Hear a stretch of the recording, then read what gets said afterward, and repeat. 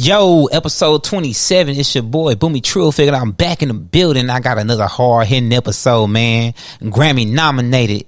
The man with the plan, the man that's gonna get your music on track right all together. You know what I'm saying? You need that mix and master done. You trying to be a star, man. Hey, I think I got a hard one today, man. Hey, shit, Big Kang in the building, baby. What's good, everyone? What's good? In the spot. Appreciate you having me out, man.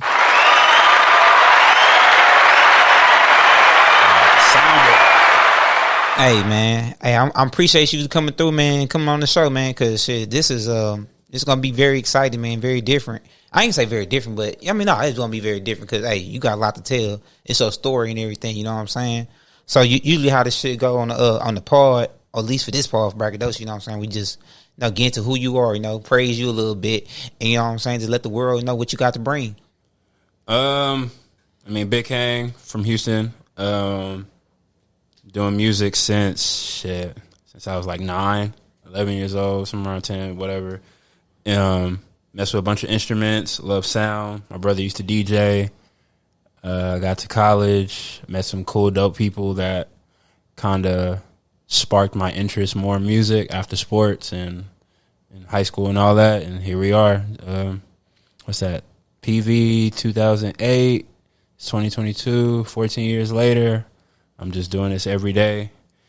Yeah, man. Producer, engineer, marketer, A&R. I do everything, bro. Like, okay, so you multi-talented, you know what I mean? Producer, A&R, marketing. Yeah. Okay, did you go to school for marketing? Yeah, actually, that's what I majored in at PV. Oh, okay, you went to PV and went to marketing. What made you? What sparked the interest in marketing? A funny thing is, I didn't start out when I got to PV. I came in undecided. Oh, undecided. And then I went to computer science, and then I went to finance, and then what I realized is like I was just doing shit to like just get the grades. I guess like just be in school because my mom was like go to school, figure it out in there, blah blah blah. I'm Nigerian, so they're real big on like education. So they didn't give a shit what I did. They just wanted me to do something. Well, my mom that day. Yeah, that's how my mom was. Yeah, just go to school and just be something. You know what I'm saying? But hey, it's that's cool, man. At least you had some type of motivation. People had your back and everything. Right. So you just fell into marketing just because that was it. One of my favorite professors at PV. When I was telling them, like, I kind of had like one of those moments where you want to switch your majors and shit in college. And I was a sophomore going into junior year, and I was just telling them, like, I really don't know what I want to do. Mm-hmm. And he kind of just sat me down and was just like, well, what do you like? And I'm talking about music, this and that. He's like, well, you might want to do marketing. And I was like, why? And he was like, this has nothing to do with engineering or producing. Like, I'm trying to learn. He was like, well, in the future, you'll thank me because everybody needs help with marketing. People need to understand the fundamentals of, your strengths, your weaknesses, your threats, your opportunities. And if you can break that down for people consistently, you are a project manager. Have you seen that job title around? Mm-hmm. That's just project managing for artists. Everybody needs that. So I ran with it and I just learned all that fundamentals, learned the whole, the nerdy bookie shit about that stuff. But in the real world now, it's helpful. It's definitely helpful. I'm not for sure because I know so far I know marketing is that a lot of businesses need marketing and stuff like that. So like, did you dive deep into like just learn about? Did you like when you went to class? Did you have to learn about like business marketing and stuff like that? Yeah, I mean we had to learn about like I said, like there's this thing called SWOT analysis, and that was like one of the most major things in like marketing classes. And then I learned about tidbits about like the early ages of like social media and branding and, those things that people look over and like was like daily assignments and projects was like using PDF, like making something look like using Canva, making something look pleasing to people to grasp them and pull them in. that's all marketing, bro. At the end of the day, you just like we're around in music. Everybody just does content, right? But I had to edit videos in business school. I had to get on Photoshop. I had to do all that stuff. Also, y'all was kind of like I'm an RTF major, so we was like radio, television, film. That's what we did. So y'all kind of did like some of the stuff we did. Yeah, we got to like the surface of it, but that's the thing with school is like they show you the surface, but you still got to go and like dive deeper. Go dive deeper and find your niche. But you know, you got to learn a little bit of everything to bring it back to the marketing, because at the end of the day, it's all marketing is data. You know what I'm saying? And just how can you help a business look at their data and be like, what's working and what's not, what's bringing clicks and what's not. Like it was just those small fundamentals that they used to drill and through different classes that pretty much just all added up. And I was like, oh, I mean, I didn't have to go to school for this, but I'm glad I at least majored in this, because, you know, PV is a big school and my network's my network, you know, so most of the people I still work with or get a lot of business from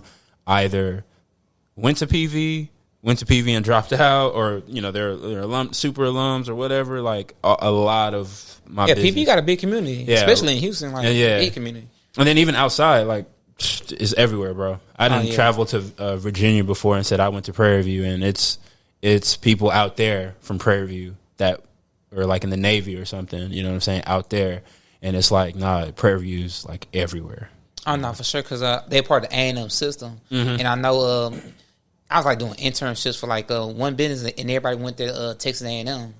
But like the only like they wanted me to go to Texas A&M, but they was like, if you go to PV, that's cool. Yeah, bro. I was like, all right, you know what I'm saying? I mean, PV's A&M system, and it's an HBCU. And then it's y'all historical, right? Yeah. So top 5 HBCUs in the land. It's documented. Like either from nursing school or engineering, business school, like I know they don't play with the nurses at all. Yeah, everybody gotta get A's. My mom's a registered nurse, and she was helping. She know a lot of my homegirls that wanted to do nursing or did nursing, and my mom was like pretty much helping them with you know, their clinicals and stuff like that. So big network, bro. Not for sure. So your overall PV experience was pretty good. Like, yeah, bro, that was a movie. I wish I was able to record all that shit. Oh, no, for sure. I know TSU was crazy. I know PV had to be wild because we used to drive out there for y'all little homecomings and everything. Yeah. The tent party and all that. Yeah, bro. That's like legendary every year things. Nah, for sure. But with the marketing related back to music, have you used a lot of your marketing skills into the music nowadays with like TikTok, Instagram, and just every day, and social media? Every day. Because it's at the end of the day, this stuff is all data.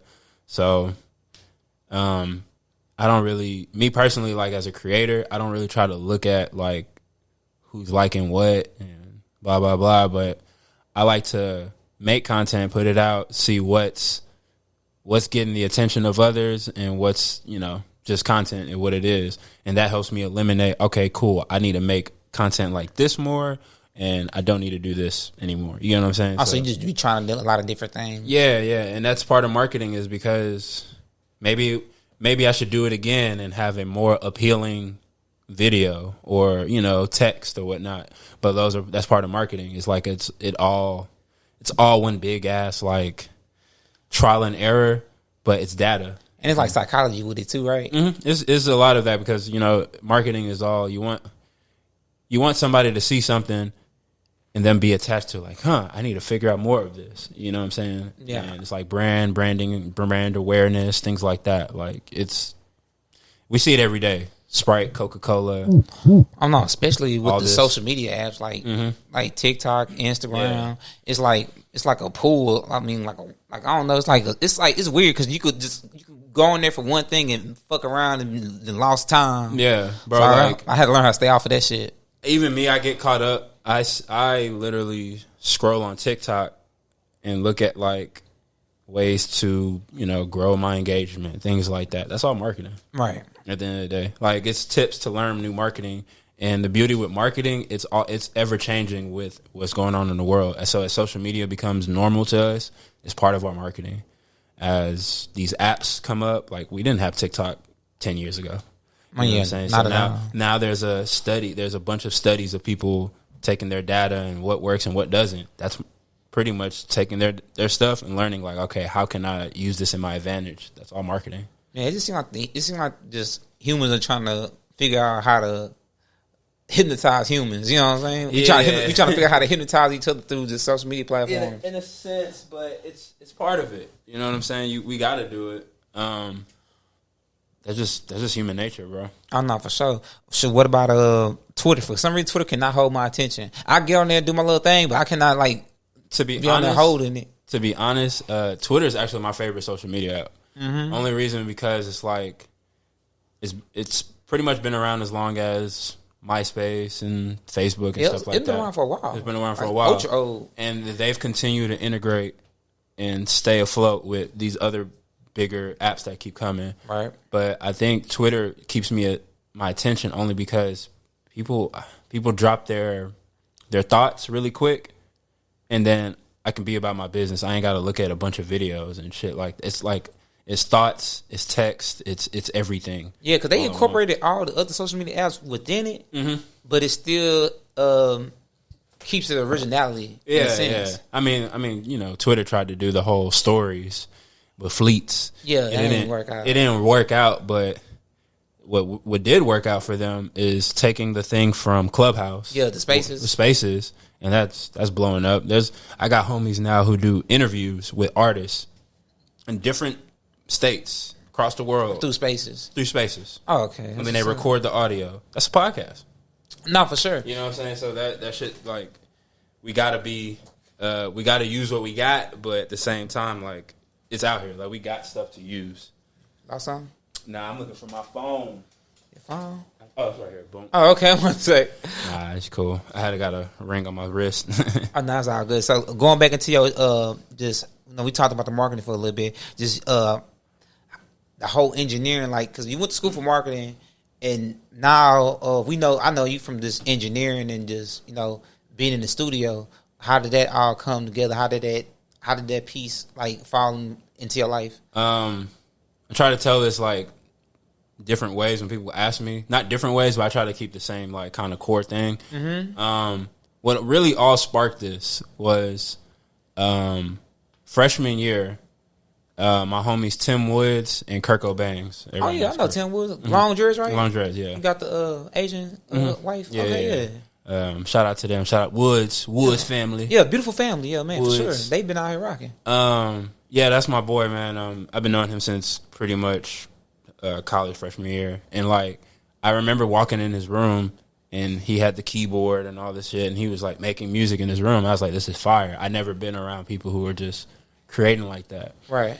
So I was always messing with production for my other bro, Tramel, T Kemp, and he's a producer too. And like, I only knew about the production side. Right. The engineering was all new to me from Kirko and Tim, and I was just watching them how they would make songs. I remember Kirko doing "What Your Name Is" in his room, like the references and stuff like that. Mm-hmm. And like, oh, that's the song that blew up. What's your name? Yeah, What's Your Name? That was like the first one. Yeah, and he like originally he recorded it on like a webcam or some shit. Like it was like for YouTube, like just strictly like YouTube. Y'all was in college when that happened. Yeah, bro. Like, damn, I was in high school. 08, bro. Kirk. If y'all see Kirko like dropping buckets on people, bro, I've been watching that nigga do that shit since 08. Like he knows how to hoop. Like, but he also was making music. He was trying to find that what would work, and he was just doing it through that method, like just creating, making shit, dropping YouTube freestyles. And I was like, this is dope. As the years passed after freshman year and I saw him blow up and he pretty much dropped out of school and left and went to go be successful, and I got other homies like DJ Chose and them, just everybody was just always in the studio doing stuff. And I was like, yo, this is tight. I want to be around this more. I just watched people, interned. I just been around people. And then one day I remember we drove from PV to a studio in Houston, not with like Kirk on them, and some other homies. Shout out Freddie ING. We all went to some studio, bro, and this dude was trash, bro. Like, I'm talking like horrible. And I could tell he was not putting his effort into the music, or he didn't know how to engineer. And I was like, nah, I gotta learn how to do this shit, because he just went to engineering. He didn't know what he was doing. Yeah, I mean, but he was talking a good game because he worked with some big artists, which was cool, but he probably didn't mix the joint. He probably recorded it and was just sending this stuff off. And it was just trash though what he was doing with us, and I was just like, nah, this not gonna float.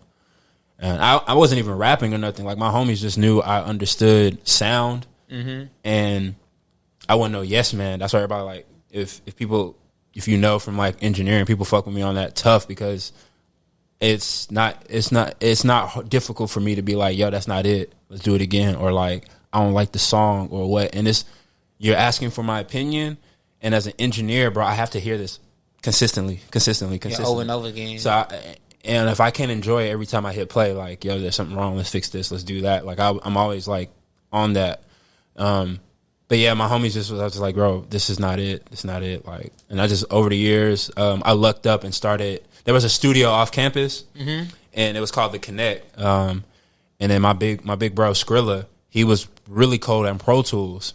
And so, like, after messing around with Logic and things like that, right before I graduated in 2012, he, like, just let me just sit in the studio and just learn from him how to use Pro Tools. And hey, that's real. Yeah, it's long, bro. Like I said, that was, like, the start of it. But when I got to Baron and all that, like, I always use this reference from an anime. You remember on DBZ when they had the hyperbolic time chamber? Oh, yeah, for sure. And they would go in there. It's like a week.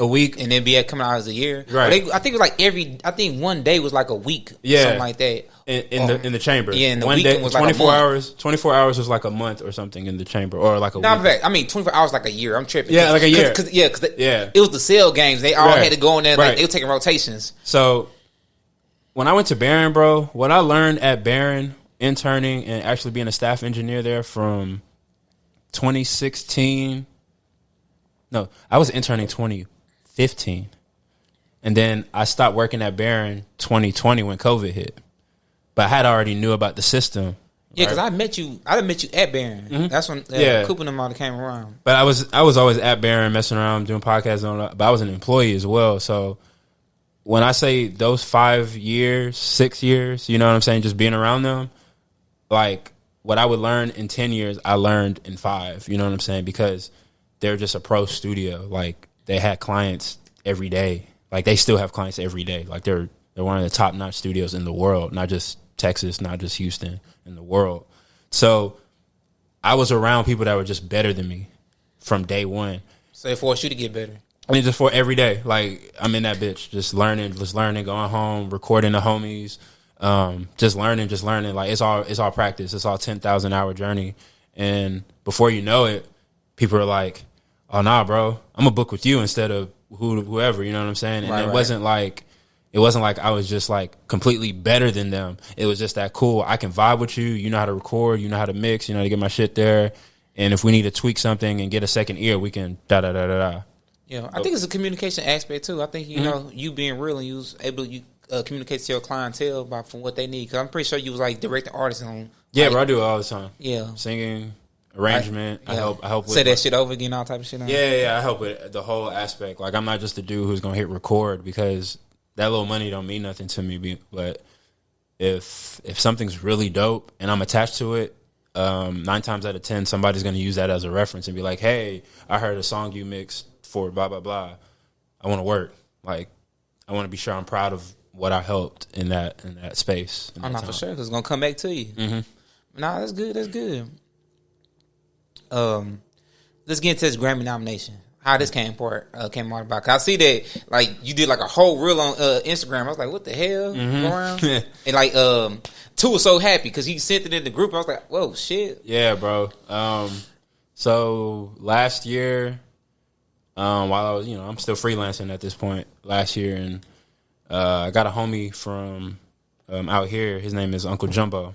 Uncle Jumbo, okay. Shout out to Uncle Jumbo. Uncle Jumbo used to be part of this group called Rosewood Thieves. And the funny story is that Uncle Jumbo is Tim Wood's cousin. Okay. So I knew about Rosewood Thieves from Tim. And I used to just remember them opening up for Tim when he did his own showcases. And, I guess he just remembered that I engineered and he checked out some of our work and was like, yo, this dude's gotten better, blah, blah, blah. He hits me up out of the blue last year, March, and was just like, yo, what's up, Big Kang? I need a song mix. And I didn't know anybody else who can get it in a deadline that I need it in. And I was like, yo, bet, this is my rate, but if you need it faster than that, I'm going to just charge you a little bit just so I can, make it a priority, and I'll put whatever else I'm working on and do this. The song wasn't crazy. It was actually like a song for kids because that's what he's transitioned to, trying to like make children's music. Rose with These? Well, Uncle Jumbo. Oh, Uncle Jumbo, okay. Uncle Jumbo was part of Rose with These, but he kind of not broke away, but maybe because of the image, he like rebranded into just himself. Oh, okay. As Uncle Jumbo. And then he just hit me up for a song to be mixed, not knowing that this song was going to be submitted to a project that was going to be, nominated for a Grammy. So last weekend, he hits me in an email, just like, yo, just want to check up on you, bro. How you been doing, blah, blah, blah. I read the title, and it says 64th Grammy Awards. And I'm just like, okay. I'm thinking like, Well, you weren't thinking nothing of it. I wasn't thinking nothing. I'm thinking like maybe, you know what I'm saying, like I should sign up for the Recording Academy. Maybe we didn't get nominated, but we can apply. Yeah. He's like, no, like, the song was Grammy nominated, so you need to get your participation plaque. And I'm like, holy shit, I was like, fuck that plaque. I'm Grammy nominated. Like, you can't even take that away from me. The supporting documents is there. We didn't win, but the magnitude of just being Grammy nominated, I had to break it down to myself. It's like 40,000 songs get uploaded every day from people, right? Randoms. Right. Every day. So if you do the math, that's millions in a month. From that one song that I mixed, that was part of a project, was Grammy nominated. I mean, that song has to be reviewed by everybody who's on the project. Yeah, so that really shows your skill level too. Because if you on there, it shows that like you kind of top tier. Right. And I ain't gonna say you kind of top tier. You are top tier because you made it to the nominations. The song made it to the album. You know what I'm saying? There was like a plethora of songs. It was like maybe I want to say 18 or 17 songs on that project, but I guess it was like a pool of songs that was submitted.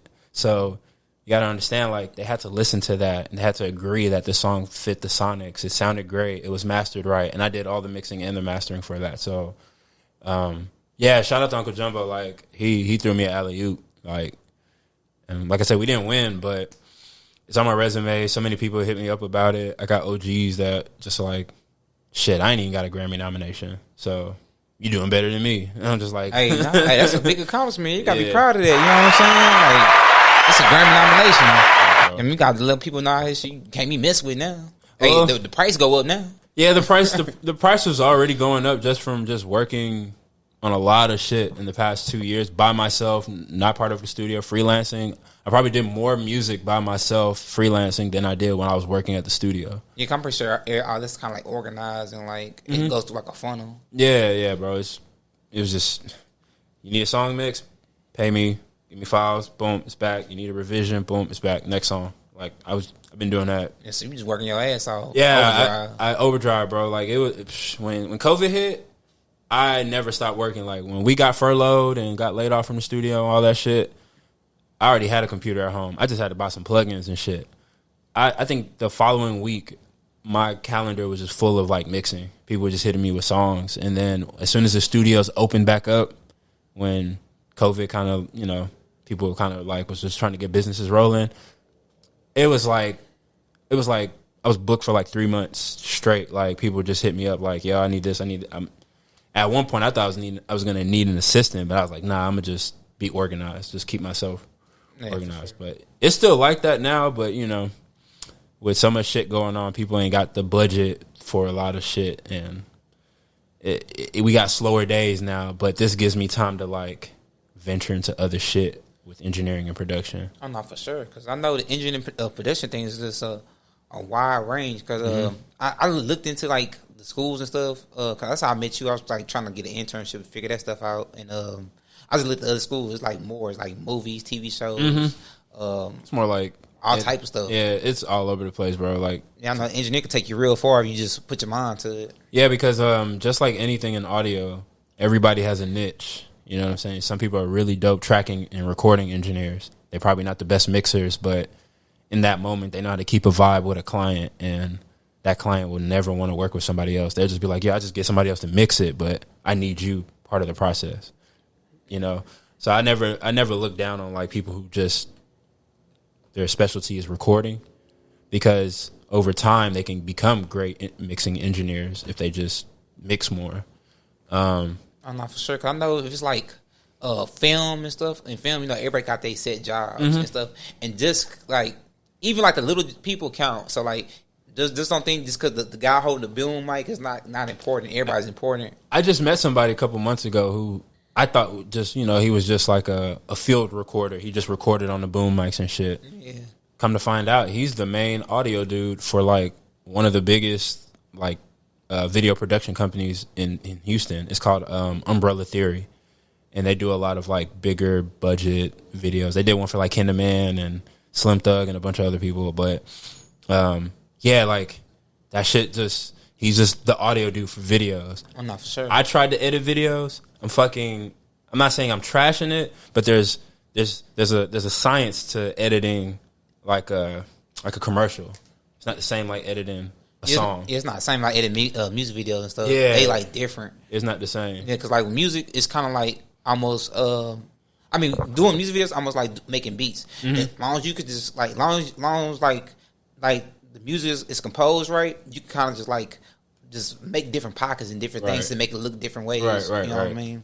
Even with and just commercials, with the social media stuff going on now, we all damn near shooting commercials at this point. Right. It's just about how you layer it. You know what I'm saying? Because that's the whole thing with content creation. It's like, that's how we doing commercials up. We literally doing small little commercials to make sure people can gravitate to our page and hit like, hit share, and you want to make sure your shit just populates to other people that might be interested in what you're posting. I mean, at the end of the day, that's all this is. Oh yeah, for sure. The funnel. Yeah, a big funnel.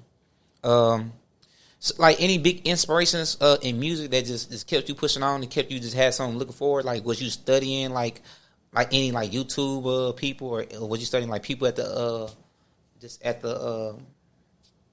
studio? Cause I know you said your boy is showing you how to do Pro Tools, but like, did you learn like any new plugins or anything? Like what helped you along the way just with that?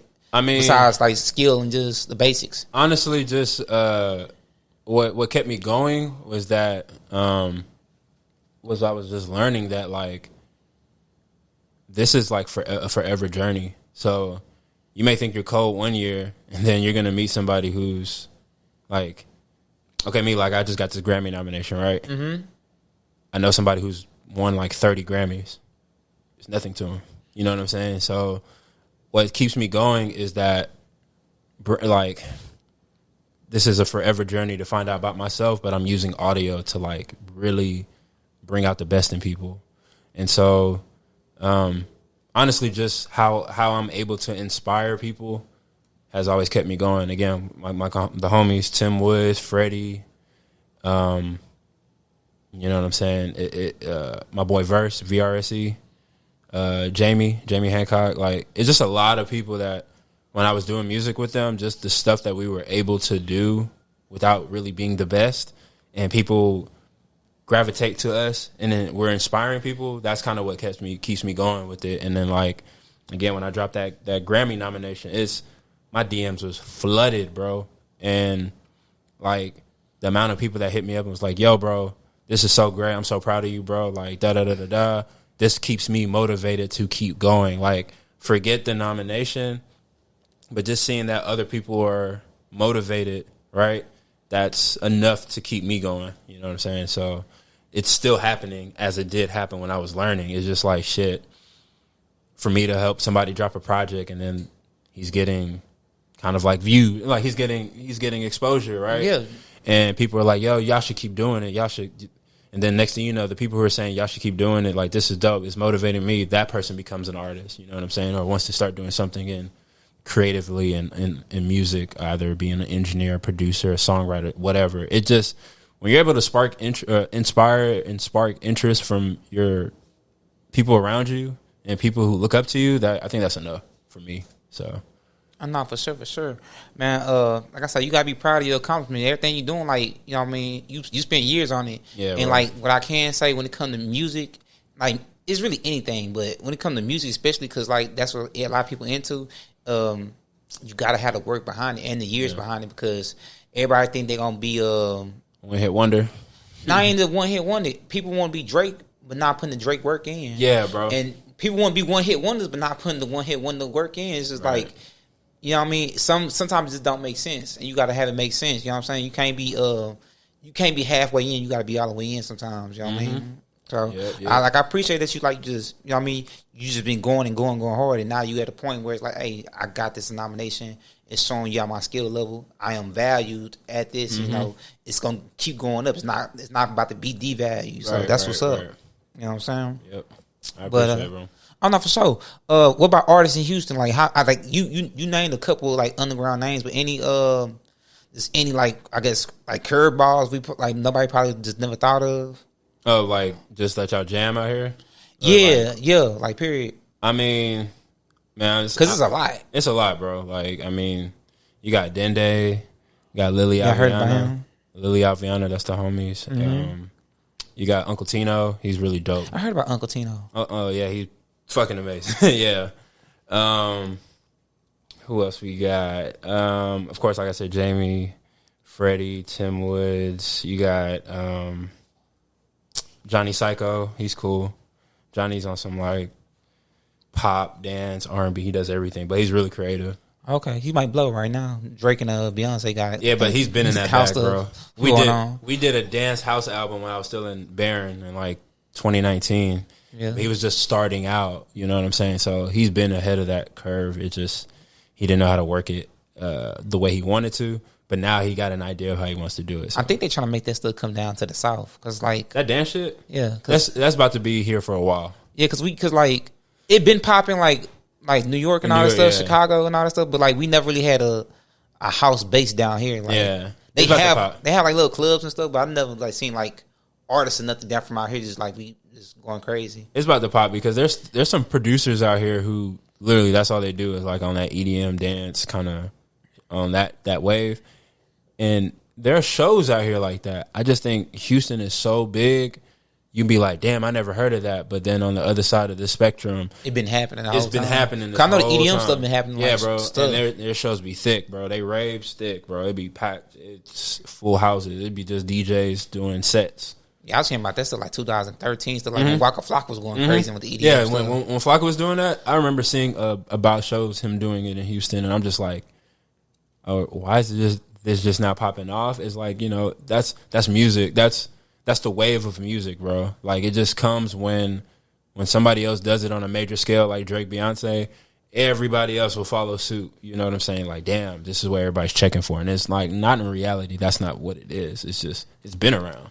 Yeah, because like when K Tronada had his like moments and stuff, it was always like subtle. Like the last big thing I seen was like that Vice documentary. I was like, okay, well, hey, that's cool. And he's been doing it forever. Yeah, he's like the man. Yeah, bro. With that shit. So I'm like, okay. Him, Calvin Harris, people like they've been on this shit. Fucking what's his name? DJ Zed or Zedd. Like they've been on this shit. It's just, you know, some people Zed and them are like they're basically Caucasian, so you know what I'm saying. They probably already in it. Yeah, but, like the two was is it Daft Punk? Daft Punk, yeah. Yeah, I'm saying they EDM DJ, right? Yeah, I mean, they've had they're more like alternative EDM, but you know how many producers have sat there and just like remixed their shit into dance music? It's been done. That's why. They did a Roddy Ricch song that was tough. Right. Well, that's why. No, that was Marshmello. My bad. Marshmello. Oh yeah. With the helmet. Yeah. But yeah, it's been out, bro. It just took. You're gonna see like in 6 months, like when football season start, there's gonna be a lot of music that's gonna be played on Sunday Night Football. It's fucking dance, dun, dun, dun, dun, like all that shit is gonna be. I just want to see how long can it hold down South with it, because we always been different. I just never seen like dance really just go crazy. Besides, remember ATL had the crunk and all that stuff going on, but that was like. I think what's happening right now in a good perspective for everybody to check out. It's not like, yo, don't just sit up here and go make 30 dance songs and think you about to blow up, but think outside the box of what you do every day. So artists be like, man, I want to get better. I want to do this. Well, start working into other genres of music. You know what I'm saying? Some hip hop artists just do straight hip hop. My nigga, slow the tempo down, get into some lo-fi shit, like, or you fuck with the lo-fi shit? Yeah, I'm a big lo-fi fan. Okay, I'm a fan of lo-fi too. Like I had bought like a couple plugins for that shit. I'm a big lo-fi fan. Yeah, like, I'm trying to figure I jam that more. I have to balance that shit because I don't like jamming too much hip hop. I actually jam way more R&B, soul than hip hop, but I have a balance of everything. See, that's my thing with lo-fi though, because like on my SoundCloud, all my lo-fi stuff it's hard hip hop tracks, but they lo-fi'd out. You know what I'm saying? And I like the balance of it because it give you a different feel. You know what I'm saying? I don't want to feel like I got to go shoot somebody every time, bro. Sometimes I just want to hear some dope bars and nigga telling a story about his block or something. You know what I'm saying? That'll make me think of my old block or some shit. Like, well, I'm not like from the hood like that, but you know, my old neighborhood or some shit. Like that'll help me reminisce about shit like that. Oh yeah, for sure. Bad podcasting, but yeah. Do you how you feel about the hip hop scene with the gangster rap? You think they on the hunt for it, or they trying to bring it down? Because like I see them introducing like house music like it ain't haven't been out, like it ain't existing. And now I'm seeing drill. They taking Young Thug away, gun out there fighting for his life. I think right now, what people are starting to understand and see is that like whether it be how you feel about gun violence and shit like that, like the music is a type of influence to this, because if you know music is all frequency based, so that's what Ninth Wonder he did a tweet about that. He's like he don't like drill music because like you said the frequency is like murderous or some shit. So like I'm real big on that. Like I said, I'm not no like regular ass engineer. I literally backtrack on this whole thing about this frequency thing, and all music right now, or 95% of music, is made on 440 hertz frequency base. You know what I'm saying? I heard about that. Right. So 808s and all that shit, if it's used on a minor key, you know, minor keys sound more sad and demonic and whatever that dark feel. Or major take Travis Scott out then. You know what I'm saying? Like that's like most of his stuff, ain't it? Yeah, like that's what I'm saying. Like a lot of this stuff is switching back to like music gotta have some substance. If you've noticed, like J. Cole, Jid, Buddy, Westside Boogie, these people that are rapping about actual substance, Kendrick Lamar, these people that got substance, I don't want to say they're coming back, but you can tell hip hop is trying to keep them in the forefront now because look at 21 Savage. Like that's what I want to say. Like 21 Savage came up with gangster rap, gangster shit, shoot 'em up, blah blah blah. But once he got arrested and all that shit kind of got real south for him, you see how he had to clean up his image. You see how he had to kind of find that he had to blur that line between being gangster with it and making commercial music.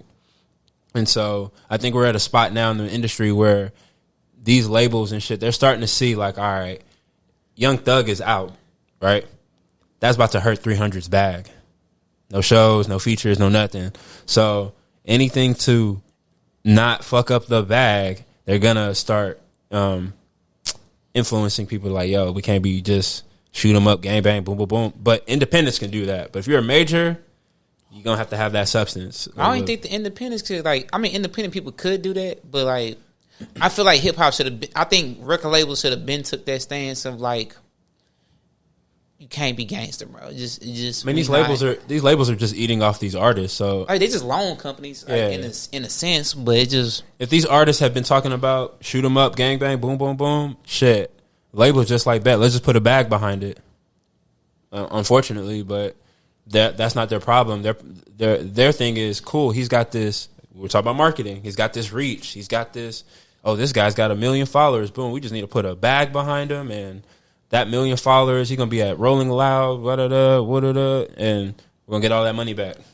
But but I just never understood. I don't understand. Like you do gangster rap to get out the hood, then get to then you get to this level, and then you steady fighting in and out of jail and stuff like that, or you fighting just not to get killed by the ops. And I feel like it shouldn't be out there. If you here to make music, you here to make music. Why the hell you gotta watch your back and shit? Like this shit crazy. Look at YoungBoy, right? He went through all that shit, the shooting and all that.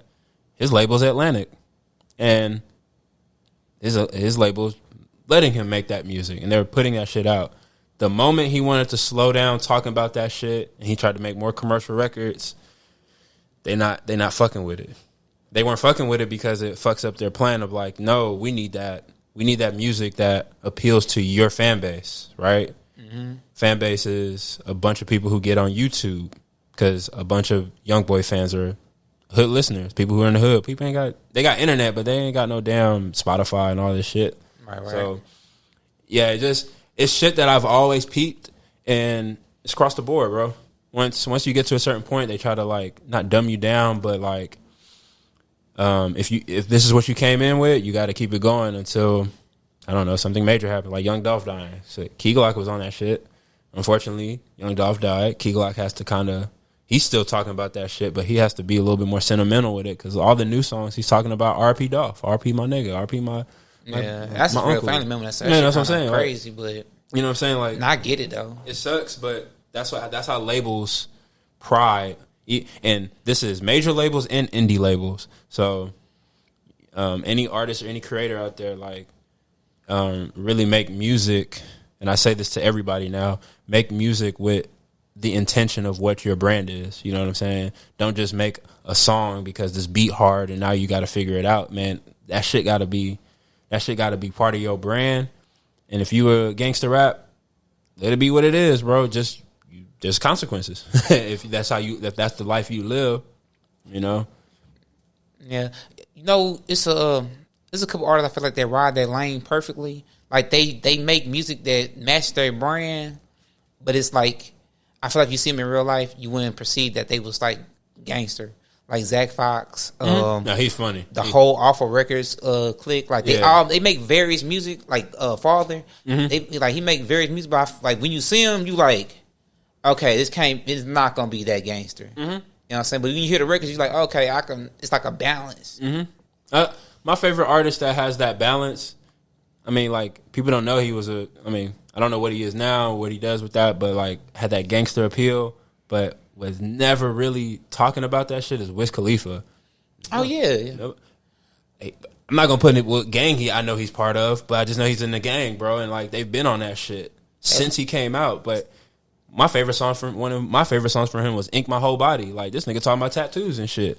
He knew coming in the game, I can't be being gangster ain't need to be glorified and shit. Like, no, I'm a product of my environment, but the shit I want to rap about and present to my people was I'm this hippie ass cool gangster nigga who likes to chill, and then it became about cars and fine women and like same thing with Currency. That's one of my other favorite artists. Like I don't know if he's in the gang or not, but my nigga's street for sure.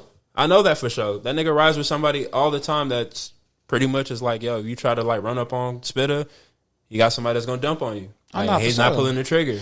Yeah, it's cool to be protected and stuff like that. But I like just the both two examples you gave. They always gave that it's a relaxing feel to like, hey, I could like if I met them in real life, I could chill with them, smoke with them, and be safe. You know what I'm saying? I've met both Spitter and Currency both at South by Southwest, just walking around and shit. Coolest niggas on the earth, bro. Actually, when we met Wiz, he was still dating Amber Rose at that time. This is before they had the kid, and we seen him on 6th Street. And me and my homies had just pulled up to 6th Street and all that. We saw him walking with her, and he was outside smoking his joint, and we literally just ran up on him, chopped it up with him. He was cool as fuck. He didn't act like he was Hollywood or nothing. Answered questions. Ty Dolla $ign the same way. Yeah, I think they ride that lane where like. I feel like this. You're not making gangster music or making like these super hard like demonic records. Then what you got to be? Yeah, what you got to be so like I'm so hard and shit like that. Like nah, Wiz was. Like, I'm not saying don't watch your back, but it's like you're not that serious. It's like run up on the dude that make Baby Shark. Yeah, like you run up on him, like bro, come on. Bro, yeah, that was different. Yeah, like you was being demon this whole time. Like okay. But yeah, it's cool. Like when you meet art, but there's also artists on the other side that I've had sessions with it. They're a product of their environment, you know. Man, I done met a couple of them. It is what it is, bro. And they don't mean no harm, bro. It's just they don't know how to pull down that too hard gangster persona. Like that's just them when they move around and. Yeah, and it's hard to try to change when you still move around with your whole environment, right? Because it's like being in a relationship, like it's like being in a relationship, right? You and the person might grow apart, and the people, I mean, you and them might not understand why y'all growing apart, right? And the same thing, just like with just artists. At a certain point, you got to distance yourself from like the hood, and it's not like you don't love them niggas, but it's just not gonna make sense after a while. Right. You know what I'm saying? It's like I'm not gonna try to put all y'all in a position to win when I'm damn near. I'm trying to put myself in a position to win. That's why when you see artists that be like, you know, I know you heard a lot of artists be like, oh yeah, I had to like, we not that ain't my friend or da da da da da, or I grew up past them. Like I grew yeah, Snoop Dogg said it like the best. You know what I'm saying? You gonna grow up past your friends, even some of your family members. You gonna go past, because like it's like almost like Dragon Ball Z. To hit these different levels of Super Saiyan and beat Frieza and Majin Buu on them, you gotta be different. Yeah, it's not the same method. Yeah, it's not like to fault them or anything, but sometimes you're just not the same with everybody, bro. And it's not faulting them. It don't mean like you hate them or you don't fuck with them. It's just you're not gonna catch me every day with them because they're just not part of the mission. They're not part of the. I'm not for sure. I had to learn that stuff too. It's just being adulting. Like I'm pretty sure you went through this stuff, like just trying to engineer and learn the skill. When you out here trying to learn the skill and perfect the skill and just be good at it, you gotta put some things to the side and you gotta distance yourself from some people, because some people just want to chill every day. Some people don't want to. They don't want to be motivated. And you looking like we talking and having these conversations saying that we want to progress, but we all not trying to progress. Bro, when I graduate, like this when I went to PV, I partied all the time, bro. Right. I got homies that I graduated from PV that still do Sunday fun day every weekend. Saturday they out, Friday they out.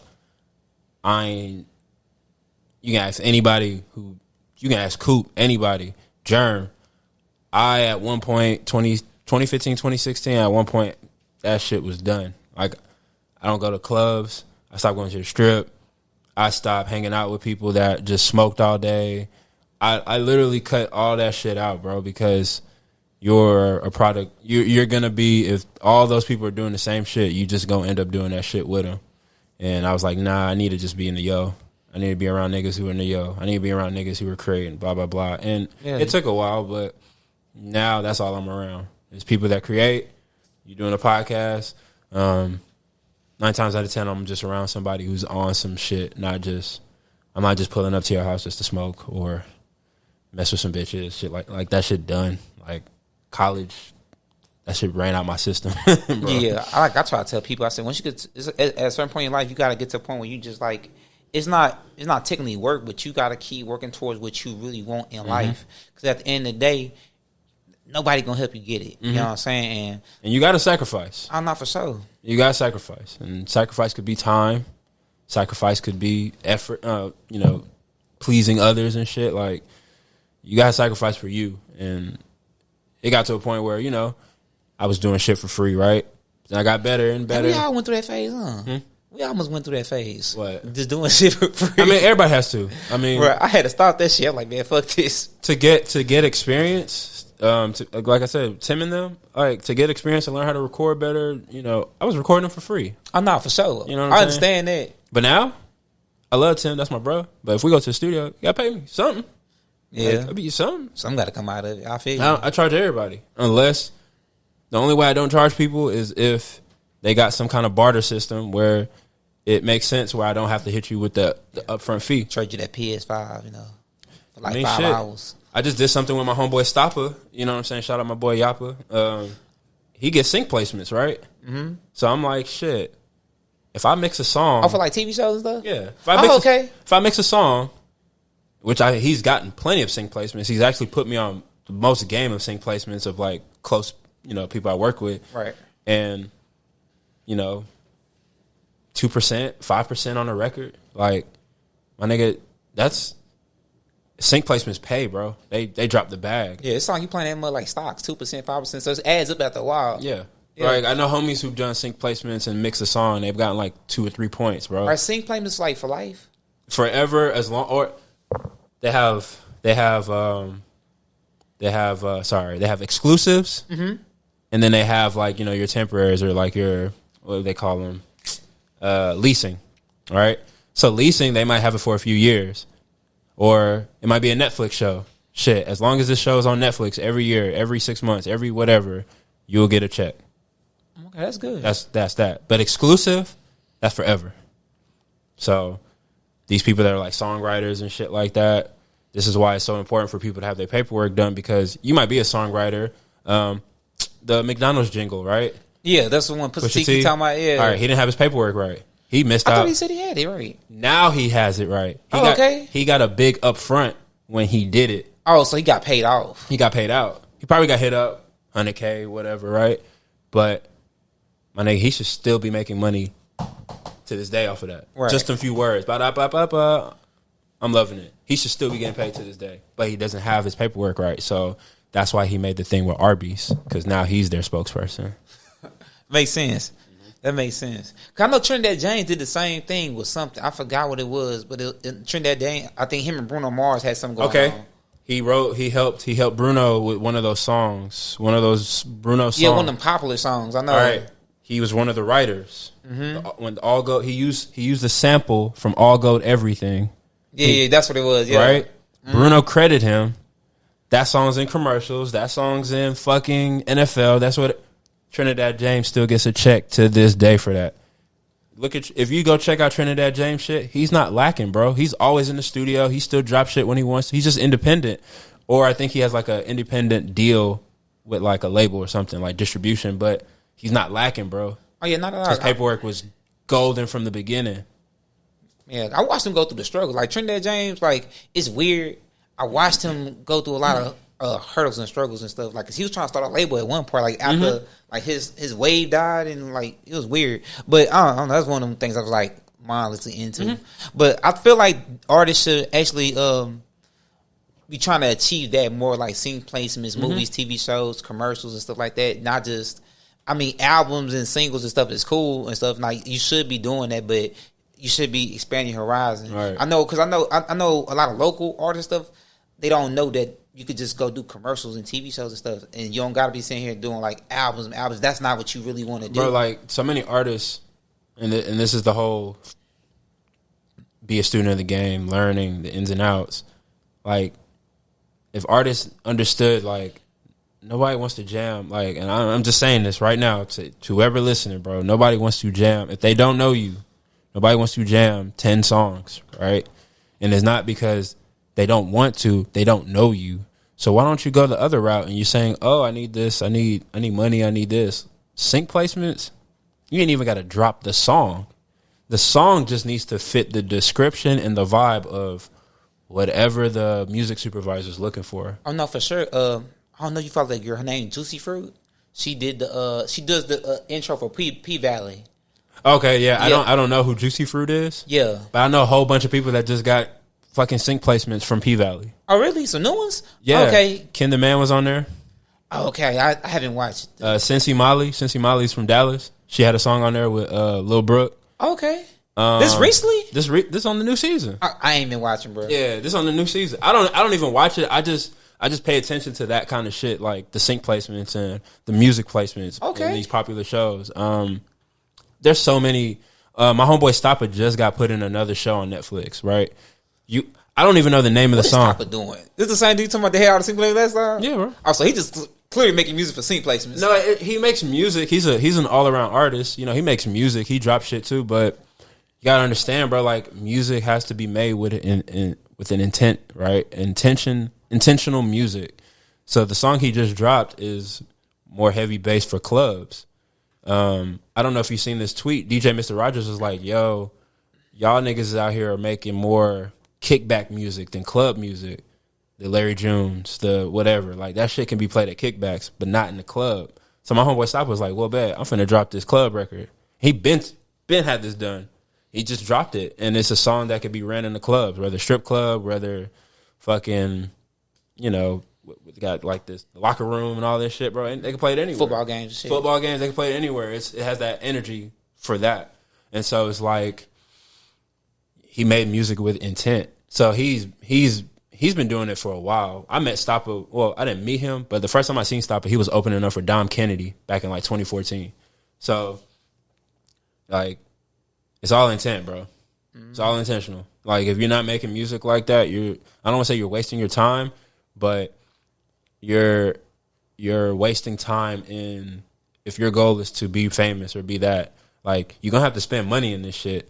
But if you're really good at it and you don't want to keep dropping music and it falls on deaf ears, I would say slow down on dropping music and learn about sync placements and become a songwriter, or write a verse for a song that can be placed in ESPN or something, or whatnot. Yeah. I don't know if you ever heard of Buddy Rowe. That was another artist out here that's really dope. So Buddy Rowe was in the new 2K. He's in that game. Wow. You know what I'm saying? Buddy Rowe's on that shit. New 2K for sure. You know what I'm saying? So it's like sync placements work, and I know bro's getting a check because he's not complaining. So like, what's the what would be the proper route of getting a sync placement? Because I'm pretty sure a lot of people, like, they brains about to start going now. I know my brain going. It's like, how would I go to approach a sync placement? Where would I go find? It's like a website or something? Or there's websites. There were sites? There's plenty of sync placements. So sync placements can come from movies, commercials, YouTube ads, YouTubers. You know what I'm saying? That, doing music, like stuff from YouTubers? Yeah, bro. Like, people need music to put in their background. Yeah. So they might go somewhere to, like, license your music, bro, and it could be a lease. It's where they pay like $50 here, but you pay $50 50 times. You do the math, bro. That's and that song's not even out, bro. You just probably made like a little lo-fi beat that somebody wants to use on their background. Twitch is another spot where you can't use commercial music, right? Or your shit gets flagged. Mm-hmm. Well, I think it's called Stream Beat, I want to say. If not, but I got a list of different music libraries. The best thing is to just find out what they're looking for, and if you make those kind of beats or production or whatnot or songs, submit. Just submit. Have your paperwork, have your publishing together, have all that shit right. You can eat, bro. I've seen it with my own two eyes, bro. It's just, we think further past that. Like, we think people still want to listen to albums and mixtapes, which they do, but nah, bro. You're better off dropping singles, you know what I'm saying, and working a single than dropping an album and being mad that somebody didn't listen to 10 songs when you could have dropped those 10 songs through the span of a year. Yeah. And it's another thing, like, I'm weird. A lot of music hits me in different in ways. Mm-hmm. And when I say different ways, like P Valley the same. When that intro came out for, like, when the show came on, like, if I was listening by myself, it probably would never just. I'll probably just be like, okay, it's cool. Now I've been in. Right. Once you hear it like one time, two times, you're like, oh, this is pretty catchy. Same thing, like, I like King of the Hill. Okay, that's my shit. That's one of my favorite shows. The intro is like, it's corny, but it's like, Uh-huh. If you don't cut that shit, boy, hit the mute button. Anywho, he threw me off. You getting fired. Getting fired, man. But yeah, music hit me in different ways and different aspects, like video games and stuff. I always been wondering. Mm-hmm. I always been like wondering stuff like that, like how to get them like in video games and stuff like that. Cause I know video games doing like big. They be doing like big productions sometimes for like the whole game. All right, so like you just said about video games, right? Right. And we're just talking about Twitch. Mm-hmm. There are so many fucking gamers that get on Twitch that will need music that they can run in the background, right? Right. I got a homie who makes nothing but lo-fi beats. He literally makes about, YouTube can't catch lo-fi beats, huh? YouTube can't catch lo-fi beats. No, bro, they have one of the biggest, longest playlists of lo-fi beats. They want that shit. Oh, okay. Now, I know YouTube be shutting down like certain shit, so I was like, they shut down samples and shit, but like lo-fi, you can get away with lo-fi, like it's so distorted. And yeah, it's you pretty much damage that audio to make it sound old and just and low fidelity. But like, bro, my homie, he just does lo-fi beats, and he's got a bunch of Twitch streamers who pretty much like who use leasing for his shit. Mm-hmm. He makes like 3-5 racks without lifting his finger because that music is part of a music library that people are always just going to. So again, you just gotta think outside the box in this shit at times, bro. So yeah, so like a quick hit. Before I even get this, I'm trying to drag this out a little quick. Not drag it out. Yeah. I'm trying to do something real quick. But for newer artists, what should be in their toolbox of tools they need to be successful in this music production game? So currently, if artists want to make it in music currently, you need to learn you need to not only be just an artist now. That shit is dead. Artists now. Damn, death to the art. That's crazy. That shit is dead. You just can't be really cold at writing bars. Artists got to have a brand now. If you look at social media, the people who are getting up and coming up, they have a brand. You know what I'm saying? Money Man, his brand is like crypto and, you know, that blockchain shit. You know what I'm saying? Yeah, that's crazy how he took that, right? That's his brand, bro. But real quick. What's up? This is your boy 5'2" from the Crack in the 80s podcast, and you're now listening to Braggadocious with Boomy Trail Figure. Cheer! Crack, crack! Yeah, that was a brand. Mm-hmm. That's a brand name. Yeah. Yeah, crack in the 80s. Yeah, that's I ain't never smoked crack, but nah, it was in the 80s. But yeah. but like even all that shit, bro, it's like artists got to know how to edit shit. Artists got to know how to somewhat do their business by themselves. Like artists have to learn a lot of shit by themselves. So be multifaceted, be a jack of all trades. Like learn as much as you can. Like niggas like Russ, people be like, "Oh, I want to be like Russ. I want to drop a song a week." People told you that? I ain't never heard anybody say that. Like Russ. Well, people want to have the work ethic like Russ. Yeah, they want to be able to drop a song whenever because they he talk feel that shit. But people don't understand Russ. He didn't wait for niggas to teach him how to engineer and shit. He learned that shit on his own, and it's benefiting him now. So when he wants to drop a song, he can drop it. He don't even got to go send that shit for mixing. He know how to get a nice, decent mix going, and he has money to go pay maybe not a world-class Grammy engineer like Jason Joshua. He can go pay a nigga on engineers or something. Like, yo, I just need this shit to sound good. But Russ know how to engineer. He know how to produce. He know how to songwrite. He know how to do all his business. He know how to edit videos. He know how to do all that shit. And he just posts content consistently. If you're not posting content as an artist, if you're not posting content consistently, you're losing. So if you don't got your stuff on the schedule, you're losing. You're losing. And you don't have to be like part of like the algorithm and post every day and shit. But as an artist, bro, this whole drop my project and never post about it again, you're only doing yourself a disservice because social media, bro, people are seeing so much shit every day. Some people are going. They're not going back. Some people are going to skim over that shit. But maybe the third post of you promoting a song off your project or this EP, they'll finally press play on it and then double back and look. So you got to be posting consistently. You got to be creative. So artists just got to be jack of all trades, if anything. Yeah, and be open to new avenues too. And that too, bro. Yeah, because I remember when 6ix9ine spilled the game on the YouTube stuff, I started seeing artists just everybody was doing YouTube music video ads. I said, this is crazy. I mean, DDG been on that shit. Yeah, but like, see, he in the YouTube world. So he been new, right? Yeah, he been new, but like when after 6ix9ine did what he did and like told people like he was just running YouTube ads. Like I just started seeing a flood of that shit happen from like all artists. Now like I get on YouTube, I can't skip an ad without it being a music video. Yeah. Like the fuck. But you understand, like YouTube ads work. It's part of marketing. Like right. You dropping music thinking that your immediate circle of people are that's it. Like you're doing yourself a disservice. They don't even like you like that. Yeah, hey, they really not your friends. I be seeing this meme post, bro, and it's kind of real, bro. 50%. This is like 50% are hating. No, 50% aren't even watching. 40% are probably hating. The 10 are actually supporting.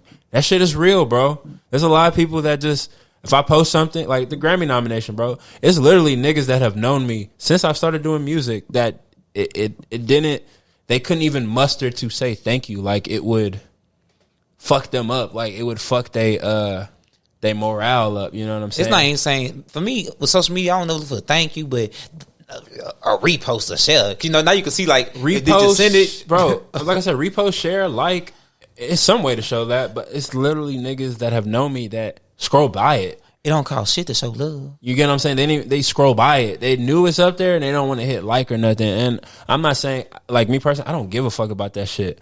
I just be peeping because it's very easy for me to show love to people with nothing in return. So yeah, I got homies that have, like one of my favorite engineers, bro, is one of my homies, Dylan, Chef Dillo, bro. He's Scott Storch's personal engineer now. Oh, okay, that's what's up. The white dude? Yeah. Okay. Yeah, he went like broke and came back. Yeah, he's Scott Storch's personal engineer now. So like when I say I've seen bro work with Manny Fresh, YG, all these people, I'm always congratulating, bro. It never takes away nothing from me. But the moment I showed him that I got a Grammy nod, this nigga is like more happy than me. You know what I'm saying? So iron sharpens iron, but you'll see niggas that it don't.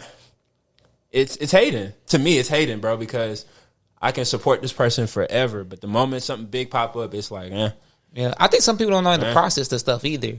Like, yeah, bro. Like mentally, cause I ain't gonna lie. Like I feel like black folks, we just kind of fucked up sometimes in just certain aspects. I know. So sometimes it's just like they want to show love, but they don't know how to show love. Like, bro, just simple. You know I'm thankful. My mom's my mom's raised me like different than most people. So right, it ain't shit for me to say thank you or appreciate somebody or just give just say, man, that's props, bro. Like, cause I'm motivated by people. I don't hate people, bro.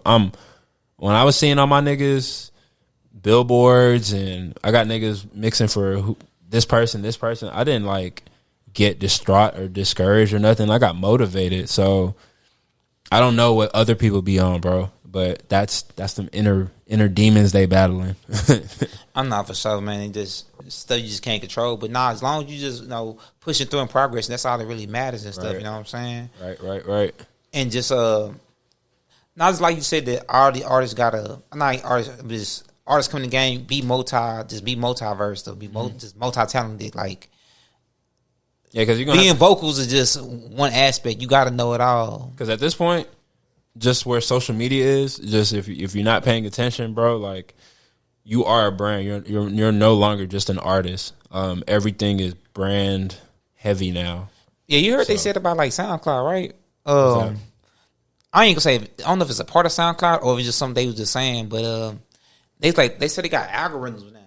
Yeah, they probably do now. They got algorithms now to where like I don't even think it's a person, but they can just tell that like if you gonna be a high artist, like it's a system out there that's like, hey, he climbing the charts, and what I use that is like more that like if you're not putting the work in yourself and like actually just overlooking it and going hard at it, you might not be even being seen by what you trying to reach. Yeah, you're not maximizing your reach, basically. Yeah. And posting your music is the bare minimum. Like I said, 40,000 songs a day get uploaded to DSPs. What do you think SoundCloud looks like? It's free.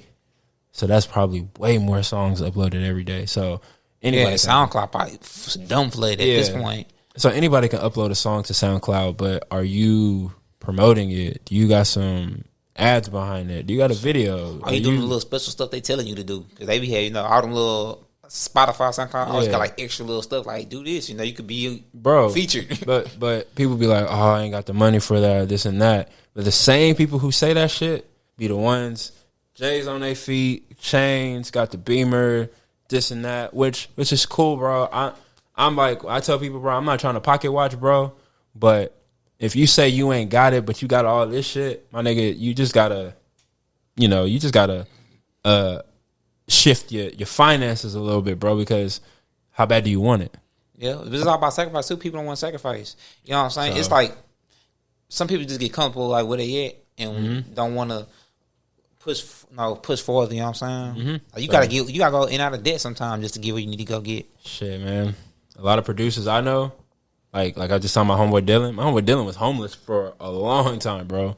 Even when he was engineering for like Manny Fresh, he was homeless and shit. He was sleeping in his whip. He ain't homeless now. This motherfucker's living in Miami now. You know what I'm saying? Like you got to go through that. How bad do you want it? Type shit. And it over time, you see it. You'll know who putting in the work and who just just bullshit. And if you're in the same spot and you see somebody else going up, like you can't hate on them, bro. Like they're just putting in the work. They're working harder than you. They're outworking you. Yeah, that's it. And like Boosie said like some fly shit one time. He's like, man, he don't hate on nobody because he's like, everybody got their time to shine, and that's true. Like one day is you, next day might be two, next day might be cool, next day might be germs. Everybody don't get their time to shine, but you just got to be patient and I fuck do with your Boosie, thing, man. I fuck with Boosie. Boosie. People be trying to talk down on him, but like Trouble just died, right? Right. And like people don't know, like Boosie was a crazy fan of Trouble, bro.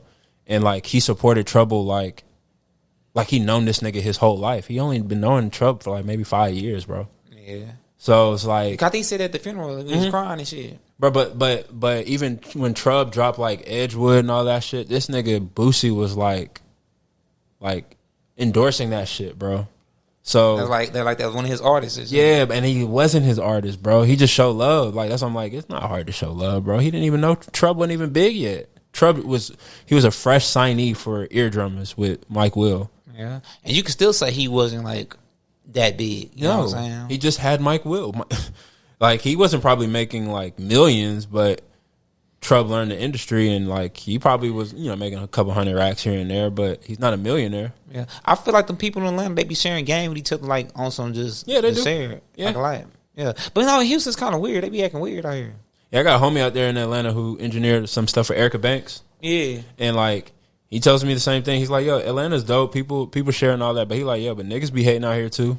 It's everywhere, bro." So, yeah, I mean it's hate everywhere. It's hate everywhere. But cause I'm not saying trying to give Atlanta the praise because like that's like always the narrative you hear like podcasts and stuff like that. Like it seems like on the outside it looked like they have some good communication. Yeah, from outside. Yeah, but the dark web of the YouTube, they is trying to murk each other and do all type of shit. I'm like, oh shit. But I will say this about Atlanta: they got infrastructure, man. Yeah. So Houston, we got artists, but artists ain't got no spots to like perform their music consistently. Credible, I don't know, like A&Rs and music supervisors and shit like that. We got them here, but we don't. To be fourth largest metropolitan in the nation, that's pitiful that we not like standing up with like LA and New York and all these other cities. Yeah, the weird thing about it is, I mean, not Houston specifically, but like in Austin, they like took over like the tech shit and stuff like that. So it's kind of weird that like in the South, like, because the South is always perceived that we slow and shit like this and that, but we got the whole Silicon Valley moving down here now and shit. Yeah, bro. They even with the movies and shit, they like gang of that shit. Have you heard of the Ion? No. The Ion is about to be a tech hub, like in the smack dab in the middle of Fifth Ward. You know what I'm saying? So like, it's crazy about Fifth Ward. They been like, I don't want to call it it's gentrification. It's gentrification. It's gentrification going on for sure. But they've been like upgrading it fast for some reason. I don't know if they trying to. I mean, they can't beat Third Ward because the crazy thing about Third Ward is like Jack Yates High School. It's the only high school in America that sits between two colleges, major colleges. Right. So the shit is crazy. So it's like, Jack Yates ain't never going out the way. Nah, that's there forever, bro. That's historical. But like, it's out here, bro. Like, it's the innovation of tech and things like that. It's out here, but it's not in a. It's not. It's in Houston's like what they call a 10-year plan, 20-year plan, and all that. Oh, we got a plan. Yeah. What? Okay, I want to say you sound like you been going to the politic meetings. Lace me up. Now my homies that like that did Reading with the Rapper with. Reading with the Rapper, like the founders, Jaron and Doug, they put me on game about that, like, because they the ones that introduced me to the Ion. We did an event there, and I didn't even know that existed, and then they put the history behind it. The Ion is this big ass building that has a bunch of rooms, and they do like tech innovation. They got one room building robots and shit, all kinds of shit, bro. Oh, okay. And it's like nobody knows about it because it's in the smack dab of the hood. Yeah, that's the same thing that because in Fifth Ward they got the Black Movie Theater. Yeah, the Black Movie Theater. Yeah, nobody talks about that really unless you like in college or high school, and they might tell you about it. This stuff is out here, but it's not going to be presented in our face yet until the gentrification is done. Then they got commercials. Then they're going to be paying for their ads. You know what I'm saying? Like, yeah, it's going to happen. And eventually when you see it, you're going to be like, damn, I had a podcast about this, and this motherfucker just said that. I wouldn't be surprised in the next year or two, we'll start seeing ads about the Ion just float on your IG. I'm pretty sure because like even when you look out the window here, everything's getting like they building more apartments. Everything's just getting taken over. It's more duplexes. The city changing fast. Yeah. It's like wow because they're getting ready for the major tech like overflow. Tech rush. Like that's you just said, Austin. Yeah. When I last time I went to Austin, I passed by the space that Elon Musk had bought. Oh yeah, for Tesla, that big ass like area. Right next to Tesla. It's gonna be a big ass like area for like tech industry like hubs, like different small companies that have like their tech offices and shit. So I'm just like, yeah, we're getting ready for it because what's the drive from Houston to Austin? People 3 hours. It ain't shit. People people might make that commute, you know what I'm saying, just to go get the bag if they're getting paid $100K or $200K. What's 3 hours, man? Shit, I'll go to Houston for a week, come back, kick it with my family, or they reside here in Austin or they're in Austin and buy a crib in Houston. Like, I got a homie do that right now. They go to they work in San Antonio, but they live in Houston, so they stay in San Antonio for a week, then come back to Houston on the weekend. Like, that's crazy. Yep. Like, people get into it, bro. The bags are out here, but you know, it's just what are you trying to do? Oh, you should got to get it somehow, figure it out. You know what I'm saying? So many so much stuff going on in Houston. Even 50 Cent, he down here, he trying to build a movie studio. 50 Cent out here. Bow Wow's about to pull up out here. Oh yeah, Bow Wow said he gonna live out, but I don't think Bow Wow should come. Nah, man. I don't know what he's gonna do out here, and I ain't gonna shit on him about what his. No, I'm not shit. I was just saying what his bag is, because I can't even hate on him. Bow Wow been getting to the bag even after music. I've been seeing Bow Wow in the clubs. Bow Wow come down here and buy a club or yeah, that's what I'm saying. He's gonna invest in something that's gonna make him some money out here, and I'm pretty sure it might be a restaurant or like a club, like a locker room or some shit. Oh yeah, locker room, whatever they call them, bro. Like these spots, like they're doing that. Yeah, this stuff's so crazy because it's like I know a lot of people in Houston's hustling towards some of these things out here, and it's like y'all about to let a lot of out-of-towners beat y'all to the punch because y'all just not being consistent with the craft and stuff y'all doing. You know how like people be like, oh, I got to move to LA to make it, right? Yeah, that used to be the thing, but you just don't really hear that no more. Because LA niggas are moving here. Yeah, that's crazy. I've met about a good 5-10 artists that I've seen blow up like on the internet, like, Twitter or something, like their music's getting traction. These niggas live in Houston now. So I'm over here asking them like, yo, why'd you move to Houston? Oh, well, my city's kind of small, you know what I'm saying? People fuck with my music out there, but it's not like Houston where I can go get a show every weekend. And I'm just like, damn. But my not homies, but I got people that tell me like, damn, I can't get a show. Da, da, da. It's because you're not grinding hard enough, or you're not networking, but you got somebody coming from out of town running it up. So the opportunities are here. It's just how bad do you want it? Yeah, that is true for sure. You know what I mean? I think we moving to a great space. We're definitely in a great space now. I just want to see some better media opportunities. Because I feel like we need hubs. That's what I was saying earlier. Yeah. And I know a lot of people that's trying to build these hubs. I just don't know their attention because it's a lot of how you put it.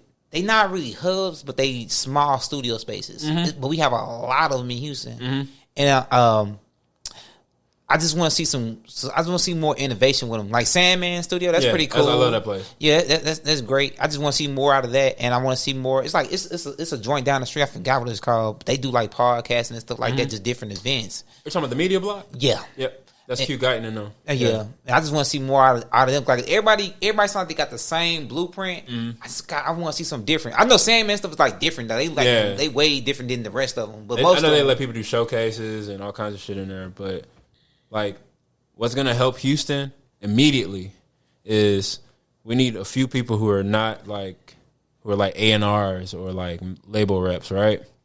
And they need to have direct connection with your LA, Chicago, these music cities, right? Where we can funnel artists and we can build a gateway between LA crowds or LA's ecosystem or New York's ecosystem.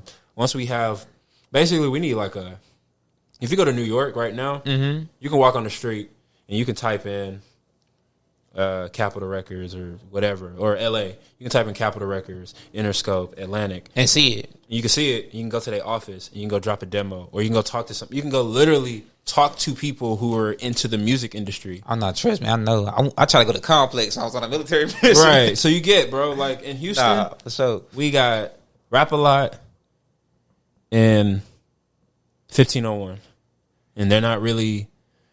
They're more like they've already got their artists. They look for new people, but they do their own thing. They're not industry traditional. And there's those two labels. LA has thousands of labels, bro. So it's like, or I'm gonna say thousands, like hundreds. You know what I'm saying? Of different people that can help you with that direction, where they got a direct line to like another state or another ecosystem. Yeah. That's what Houston is missing. And that just don't make sense how we like that. Yeah, because like even with the screwed up era, they still got even some of them old record labels. They got buildings like down the street and stuff like that. And it's like it don't make sense to me like what they doing because we never really. I don't want to say we never really, but I don't think the people who are over these things never invested in like that A&R sense or that hub sense because. All this, it just needs to be done, and it's trial and error, bro. Like, not every artist is gonna blow up, but we gotta do our due diligence of like finding, like Don Toliver, bro. Like, that's Travis pickup, you know what I'm saying? But like, Don didn't blow up in his own damn city when he was promoting his music. I mean, he got led though, because who picked him up? What's his name? Travis.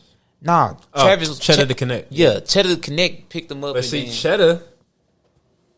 Shout out to Cheddar. He has a great business mind. He knew that. He knew like, all right, bet. I just need to put a bag behind this man. He'll be all right. Like, he did. If he has to go to the club and pay a DJ $150, $100 to play the record, so be it. That's part of his budget. And he's doing that. But he's doing that while also Cheddar not always in Houston. Him and T Wayne, they was always traveling to Florida and different cities, right? Right. They're going to work that record in other cities. They're going to work their music in other cities. Like, they're building a network. Houston don't do that on a mass magnitude. But Cheddar been on that because Flick of the Wrist was like one of his biggest records, right? Yeah, that mother took my way to Complex and everything. He learned how to do press runs. He learned all that shit. He's like, oh, I can't just be in Houston. Like, that's just one area. I got to take this shit everywhere and maximize it. And it was weird though with Cheddar the Connect. Like he was already he was an older cat anyway. Mm-hmm. Yeah, he was way older. Yeah, so I was like, it was kind of weird because like he had a super hit and then like I ain't gonna say he just disappeared, but it's just like you didn't hear from him no more. Then he came back with Downtown, bro. Like what the fuck? Because he understood, because he was still helping T Wayne too. Oh yeah, so T Wayne like, had a good little run too. But T Wayne's still around. Like those dudes have that. The remix, I forgot what song T Wayne's, but sync placements. That shit was on commercials and shit. Like he built a studio. That's what I'm saying. Like these niggas got money. They understood, but they learned that Houston, just depending on Houston alone, ain't gonna do it. You know what I'm saying? And if you want to be a Houston artist and do that, you need to be okay with building at your pace.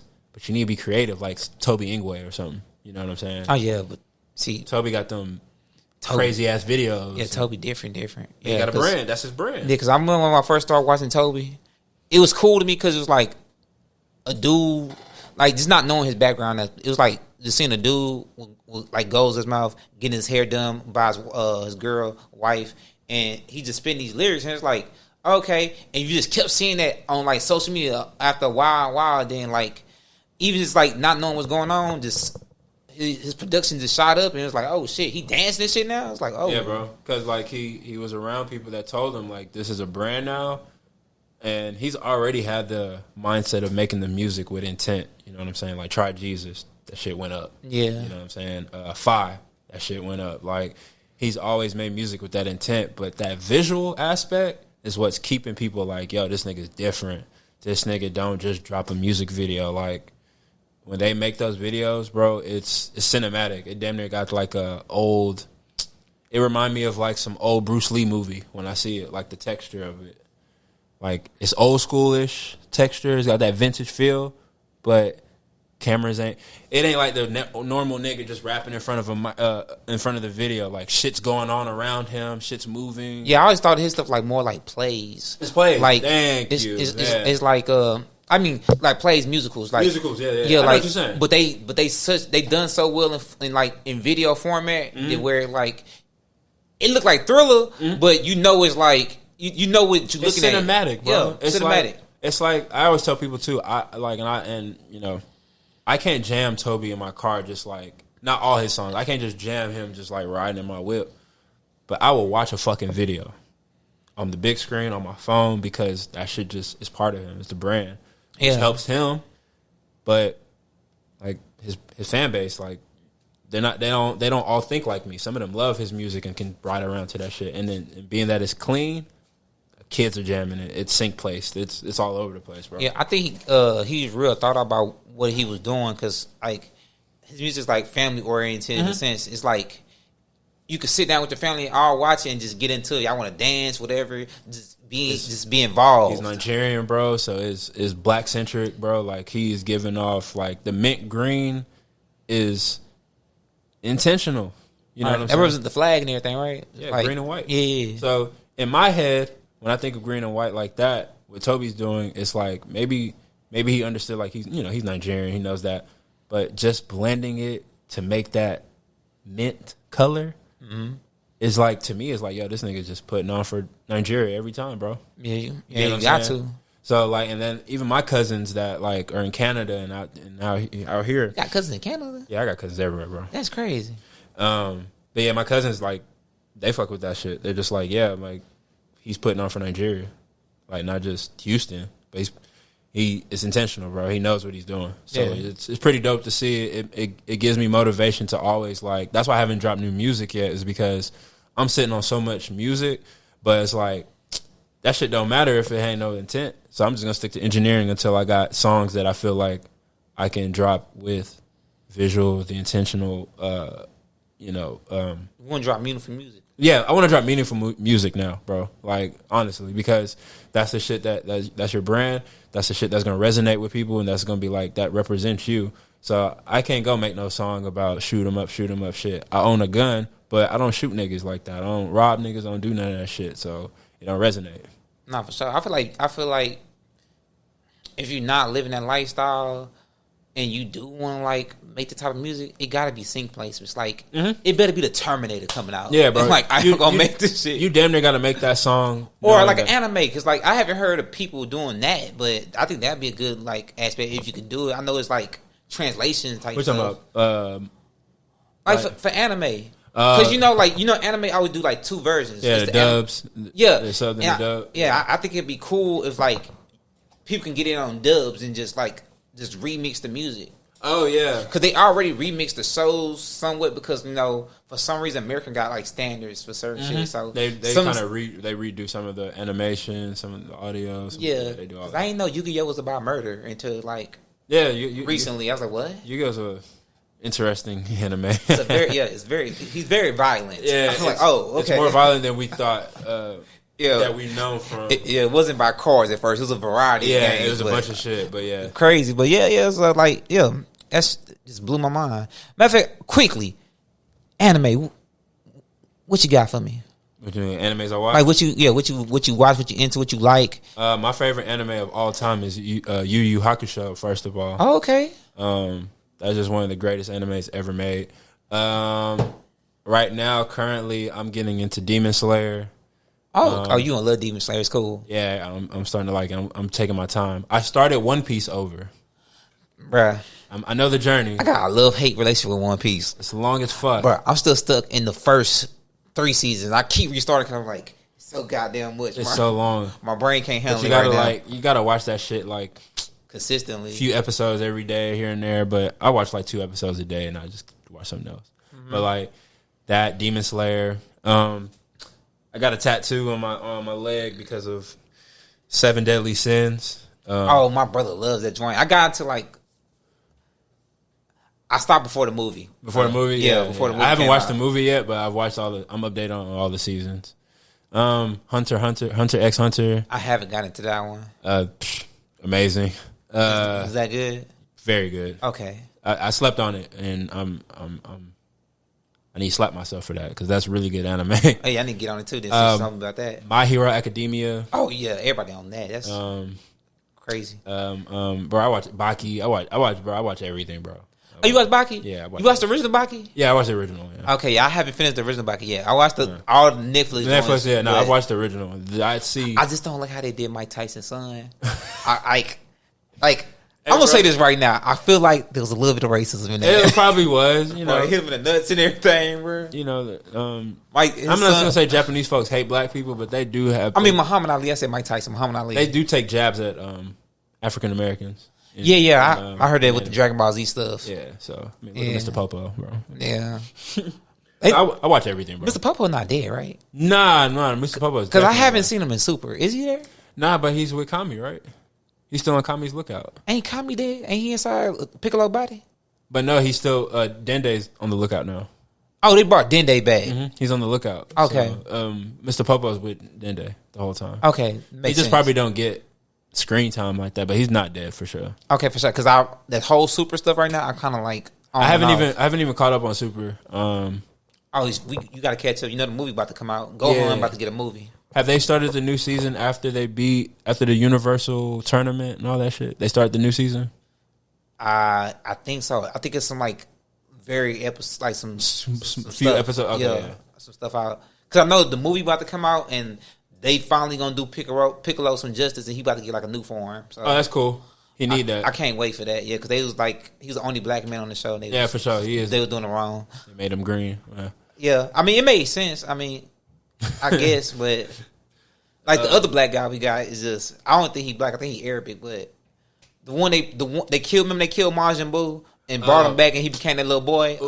Oop, yeah. I don't know. They made Oop that shade, so I don't know. Well, that's like Middle Eastern, but they are black brothers too.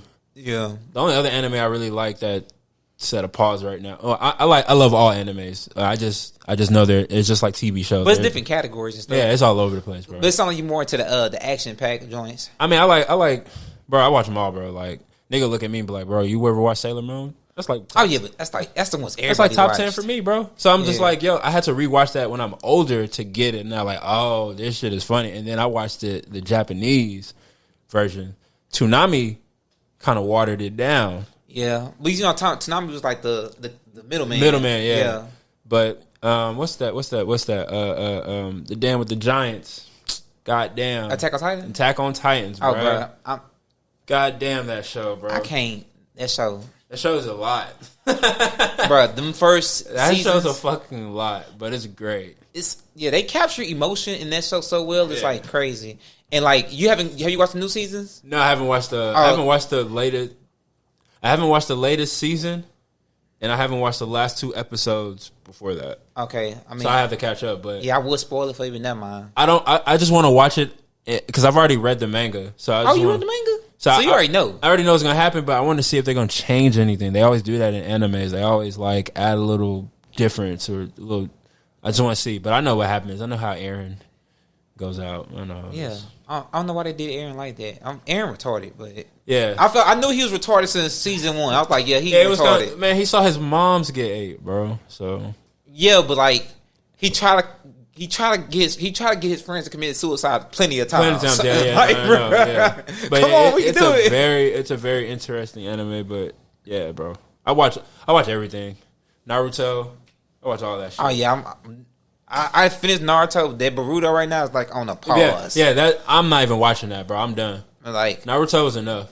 So yeah, but it's like it gets drasticer in Boruto. Yeah, I'm like, I've heard. I got to get to it, but I'm gonna pause it right now. My favorite Gundam. I like Gundam. Oh my god, I was gonna mention Gundam, but I didn't know how many people watch that. But Mobile Suit Gundam, Gundam Wing, Gundam X, Gundam. I think it's hard to keep up with because there's so many of them. I know we a little different in age, but I'm like 29, so I grew up on like Gundam Wing, and like Gundam Zero, like the first one, like kind of in between. Because Toonami was like doing weird stuff. Because like Gundam Wing came out. Gundam Wing came out. Then we watched G Gundam, and G Gundam was like the tournament shit. And we watched because like he was like in prison on some. He was on probation type shit, but had to go through a whole tournament. You remember Mobile Suit Gundam? It was the first one with the first. Yeah, that's Gundam Zero. I mean, that's Mobile Suit because like Mobile Suit Gundam was like they went to war, right? And oh boy, ran into like the robot and shit, and then that's when it went down. But I ain't never knew like Gundam was like. The reason why it was called Gundam because the metal the robots was made out of was like Gundanium. Gundanium, yeah. Yeah, it wasn't regular metal and shit. Bro, that shit's. There's so many of those, man. The last Gundam series I actually remember watching that I never finished was Gundam Seed. And oh yeah, that was like that. It was cool. It was cool, yeah. But it stayed on the lines of like the intergalactic war shit. Because I know the one everybody loves right now is Blood Orphan, and before Blood Orphan was they did another version of like Gundam Wing / the Meisters, but they did some weird shit because like they did the Meister thing and all came together and became a group, and then one of them became like a alien / human type person. See, they're doing too much. Yeah, but you know how it is when you got like a long series like that. Everything different. Even Dragon Ball, I feel like doing way too much. Yeah. But they could explore that. They could explore this because in Super they introduced that they had good Super Saiyans, like not good Super Saiyans, but they had Saiyans that never got taken over and never became Super Saiyans. And Vegeta had to go like not train, but he showed the Prince of Saiyans how to become a Super Saiyan. That was like I like crazy. what they did with Dragon Ball Super though. Like nothing in GT ever happened. Yeah, I remember that. They said that was like a dream. That was like a alternate universe of everything that's happened and shit, right? Yeah, that's crazy. That's crazy because they introduced some new forms in GT, right? So, like in Super Saiyan 4 doesn't exist or hasn't been done yet. They're doing the other thing. They're doing Ultra Instinct and shit, right? What? Super Saiyan 4 was in GT with the monkey. He had the tail would grow. That was 4? That was 4. Okay, I thought the monkey shit was like I didn't know it was like 4. I thought it was like a hybrid shit or something. No, it's Super Saiyan 4. Because the only two people that went Super Saiyan 4 was Vegeta and Goku. Goku's the only one that went natural from looking at the ball because he had his tail. Remember, he was a smaller version. So 4 is supposed to be the big monkey thing? No. No, that's 2. That's just the. That's I'm confused. I'm about to show you Super Saiyan 4 because there's a 5, right? No, it's a 4. In reality, people say 5, but it's not a real thing. Super Saiyan 4 is this. Super Saiyan 4 was that off of GT. Okay, yeah, I remember that. That's in Super. This never existed. This is not a real form in Super. It never happened. Oh, because he can't keep the tail and shit. Yeah. Oh, so in Super Saiyan, in Dragon Ball Super, they rewrote everything that happened after the Buu series. So in reality, GT never happened. You get what I'm saying? It's not canon no more. That's weak. Yeah. I mean, I guess it makes sense because they was like, it wasn't even really about Goku. It was like, it was more like, because Goku like die and Dragon Balls went to his body. He infused himself with the Dragon Ball. So they say he didn't really die. When I read it, he didn't die, but the Dragon Balls went to his body and stuff, and he went to like. He basically became the new Shinron / quote unquote like God, whatever. Okay. Like, but now I understand why they had to do that then. Yeah, they rewrote that shit because they were like, no, that was just basically, I was like, that was the writer basically said that was the worst thing they ever did. So when they made Dragon Ball Super, they was like rewriting this shit because people wanted more Dragon Ball series. Yeah, because now that's what they're saying that's supposed to happen. It's a speculation, but that's supposed to happen in Super. Now he's supposed to go Super Saiyan 4 or something. No, not 4, but he's supposed to become like a god of destruction or. Okay, either Vegeta gonna come to God of Destruction and Goku gonna be an angel, or Vegeta gonna be an angel and Goku gonna be the God of Destruction. Yeah. That's like speculation right now. So I mean, something has to happen in that big climax right there. But yeah, they rewrote that shit. None of that shit happened in GT. That's crazy. Vegeta went Super Saiyan 4 because of Bulma shooting him with that ray, and that's the only way he went Super Saiyan 4. That's never happened in Super. So it's like the coolest shit, but it's also like a waste of fucking time because. Like, GT never exists, so why even put that shit on Hulu? Alternate universe. I mean, they gotta put on Hulu just for like the clicks. Yeah. But it's an alternate universe. It's not part of the Dragon Ball series. It is, but it's an alternate. So it's funny how they do that in anime. So but I watch everything, bro. I'm not for sure because I'm right now. I guess maybe because I'm getting older and I don't watch sports. I'm into the sports anime. It could be like lame as hell, but I don't watch sports. What's a good sports anime? Excuse my language, but I'm not cursing nothing, but Kuroko basketball. Basketball, okay. That one's good. It's like 2 different basketball ones though. It's Kuroko basketball, and then if you want to go like old school, they got Slam Dunk. Slam Dunk is like the one they got the Jordans and Nike stuff in there, and then. After Slam Dunk, it's Slam Dunk, Kuroko basketball. Them 2 good basketball ones. Mm-hmm. And then besides that, they got a volleyball one that's pretty good. I can't say the name, starts with H. Okay. But that's really good. And it's another one I just got into. It's about soccer. They pretty good too. I forgot the name of that one. It's a new one too. It's real new. That's like. See, you just asked me, am I only into the action one? But that's like High Score Girl on Netflix. Oh, I was about to watch video games and shit. Yeah, that shit's hard. like nostalgic video games, the way they shot that shit, the way it's the storylines and shit, like that shit is hard. I watch that shit all the time. But yeah, it's all over the place, bro. I gotta check out those sports ones. It's just a lot. The last podcast I had on here, Russ Reinhardt, he recommended it's a football one. I forgot the name. It's like ISO 21. I seen it on Crunchyroll. I got Crunchyroll, so I watch that. How you watch your anime, by the way? Illegally, and I don't give a fuck. Oh no, ain't nothing wrong with that. I was gonna say I don't give a fuck what the government say. Yeah, my cousin do that. But I watch. I mean, I got access to a Crunchyroll account, but I'm just not. I just watch that shit on video links. I got access to a bunch of different video links. Oh, so you watch Shaman King? Shaman King? Yeah, it's one of my favorites. Oh, they redid it on Netflix. Boy, did you watch it? Out of here. Are you serious? Oh, you didn't watch it? I watched Shaman King on Fox, bro. Oh, they redid it on Netflix. So since you like to see different stuff, they did it's different variation from Fox and Are you serious? Fox and Netflix. Yeah, look at it. Oh, yeah, I'm looking at it right now, bro. And it's a little more detailed. That's awesome. I'm watching that shit. Yeah, but the ending might piss you off. It's different. Not different, but you just say it's texture, but the ending might be different because I haven't finished the Fox one. Okay, cool, yeah. I haven't finished the Fox, but I finished the Netflix one. You know what I'm saying? He said it might piss me off. It might piss you off because like the ending was kind of like retarded. I was like, we made it all the way to this just to be like, what? Yeah, I gotta watch this. Yeah, I was surprised you ain't seen that. They was like promoting that shit. Nah, because I mean, bro, sometimes being in the bro, I catch up on shit like too. So yeah, I know sometimes like animes don't be promoted like that unless you like on them sources where you're getting your anime drop news and shit. Like I need to catch up on Bleach. You know what I'm saying? Yeah. So I ain't gonna lie, I'm behind on Bleach. By the time I catch up on it, it's gonna be. I didn't even watch the movie when Netflix dropped it. I was like, bro, stop it. I'm at a good spot in Bleach, but I'm at that point when I don't watch an anime for a minute. I gotta watch it. I gotta watch from the beginning or from a good spot I remember to catch up mentally. But the one reason I watch animes, I blame my older brother, is because of the music. That's number one thing to sample is anime music. Bruh, I forgot Candyman got an anime sample. It's from My Hero Academy. Mm-hmm. Yeah, I had caught that shit. Like, bro, like I sample video games and anime most of the time because they just get it. Oh no, yeah, for sure. Like, hey, it's a different feel, different vibe. Mm-hmm.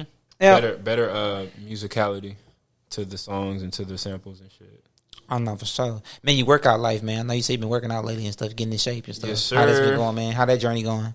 I dropped I'm about to be down 30 pounds since last year. Oh man, congratulations. Yes, sir. I'm about to be down 30 pounds. My birthday is August 16th, and I probably was at my worst ever just because of just life and just working and grinding and shit, not taking care of my body. And I was like, nah, fuck that. I need to get back in the gym. Mm-hmm. So, yeah, I went from pretty much from 265 this morning. I checked, I'm at 239. So, I'm about to be down 30. And I'm on a good track because pretty much clean up my diet and I work out 5 days a week. So, it's just a matter of time just before it hits. Okay, that's good. That's good. Any body goals you trying to get? I know you said a couple of them goals. Like it's like body shape, I guess, type goal. You trying to be like super buff, super ripped. No. I just want to be like toned out. You know what I'm saying? I ain't even trying to get like, fellas. We not all gonna have 6 packs no more, bro. That shit just done. Like metabolism just ain't there no more. Right. But you can get it, but you're gonna have to do some work. So like me, I detoxed a little bit, and I lost some interest from my stomach and whatnot. But I'm gonna do it again. But I'm not going for I'm not trying to be fucking action figure cut. And I just need to be, in shape. Yeah, I just need to be healthy. Nigga need to be just able to get up, stretch his limbs, run. I mean, I can run 3 miles now, you know what I'm saying? Are you run 3 miles? Okay. I run 3 miles every day. Oh, okay. What you, was the park or something? Nah, hell nah, bro. I ain't trying to die here. Too hot to text. I use the elliptical or, something that I can just stand on just so it don't. Like the treadmill? Treadmill and stuff like that. Just don't fuck up the heel and your feet. But, yeah, 3 miles a day, bro. I'm for some, man. You maybe you can boost it up because I run a mile on speed though. Yeah, you know but you're doing I probably put it on like 4 or 5. Oh, okay, see that makes sense. Okay, because I'm running the mile like 8.5. 8.5. Yeah, so you're doing more like sprinting and shit. Like that's cool. Yeah. But me, in high school, I used to run track, but I used to do like CrossFit, like cross country. Oh, okay. You ran cross country too? Yeah, you know that's all long running and shit. Not like and when I did track, I used to run long shit like 400 meters or. Nah, same here. I did the 400, 800, 16, 32. Mm-hmm. So like I like longer races, sprinting and shit. I got long legs, so sprinting is like cool for niggas who got quick burst and they go full hard and then they get tired. But me, I can probably outrun a nigga who was super fast, but I can run longer at a more. Yeah, you got more endurance. They got more endurance. Yeah. Yeah, I used to love them races because like everybody talks smack because 100, 200, even a 400 is like you could kind of say it's a sprint, but you know, cause that's ain't but one lap. One lap, but even so, like I'm eating them. You can't go full on a 400. You couldn't go full speed out the gates. Yeah, not out the gate unless you had really, really good endurance. But like when I used to do that shit, maybe the first 200 I was at a steady pace. Then that last 200, I'm finding every bit of energy in me to just dog, like run as hard as you can. Yeah, that's how they teach you. Close my mouth, breathe through my nose. I'm just running at that point. Yeah, that's how they teach you. You got to conserve energy, and then at the end, especially when you do like the 4 laps, you like the first 2, nobody running hard. No, like, bro. You really at a relaxed speed, bro. And then like the last 2. Really, that last one, it's like you out. Like you say you ran the 16, right? Yeah, I ran the 16 and the 32, the 8. So you knew, right? The first 2, whoever had the best pace was, it was cool. But that third one would set up how you was gonna run out that last 400, bro. Because you got to pace yourself. And I ain't gonna lie, I used to get dusted by some like Middle Eastern cats that probably would run all the time, but. That last 400, I'm, a couple yards away from them. But last 400, they just catch up. I just see them breathing a little harder, but they close their mouth and breathe through their nose. They just out there. I'm just like, damn, I'm tired. Yeah. Them cats different. Yeah, I used to have like a routine. So like my routine was like, we shot out, everybody in the group, like usually, right? And like, either I try to get to the front or stay in the back. But the thing about it, if you get to the front, depending on how the pace going, it could kind of fuck you up. But you just gotta adapt. Because the thing about it with these, when the endurance, once you get your body to adapt like the first 2, and you can just keep up, then you just you in the game. Mm-hmm. Because once you get to the 3rd and 4th, that's when like everybody, like the crowd and the coaches are like, hey, it's time to heat it up, and you gotta get around. I used to always hear one of these coaches be like, I used to put a mouthpiece in, and he'd be like, back that mouthpiece. Breathe through your nose. All right, 400. Let's go. About that mouthpiece. I need to see you running. I just be like, damn, like that's normal because it's all pacing. So I miss those days though. Oh yeah, that was fun. Like I miss those days. I went to state one time. Yeah, I never got to do all that. Yeah, trust me. I stopped track well into senior year and all that. Oh man, for real? You got till senior year stop? Yeah, because like my mom just stopped signing. She stopped signing off on what's them called? Paperwork? Physicals and shit. Oh yeah. I thought I had tore my ACL, and my mom was like, "Nope, that's it. Yeah. She thought I fucked my shit up, but I didn't. I just had a really bad, like I guess, bone touched each other and shit.